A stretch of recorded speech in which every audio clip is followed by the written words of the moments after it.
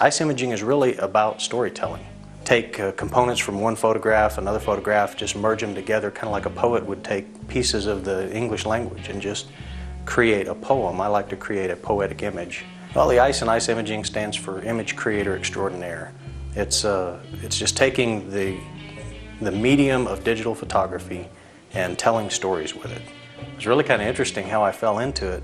I was working for an architecture firm, and really I just started doing three-dimensional rendering and animation for them of buildings that hadn't been built yet. And I just wasn't happy with the kind of source images I was getting. And so I just started photographing my own stuff. I just got excited about the possibilities. And so I moved from doing 3D buildings to trying to create photorealistic illustrations out of photography. This building was one that I went out to photograph. We had terrible lighting conditions. It was an overcast day. I had to shoot it in the middle of the day. It was the only time I could be there. There was a truck parked in front of the building. I couldn't find anybody to move it. So I just took the midday shot, dropped the light levels, enhanced the sky, created an evening shot out of it, and then just began digitally turning on lights in the photograph, and created kind of this final composite image that told the story that was important to that building.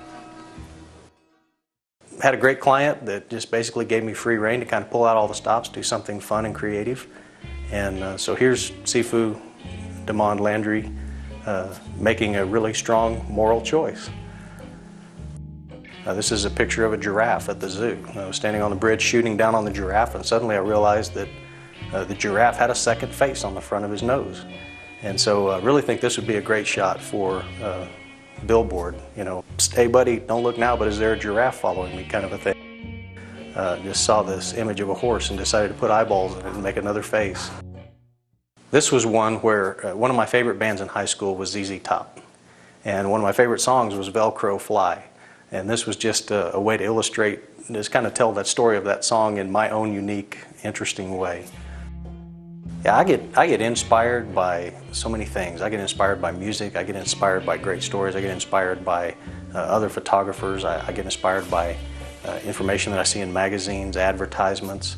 Creating something unique, just making up something totally outrageous that's entertaining, catches people off guard, and just creates a storyline in image that maybe they haven't seen or heard before.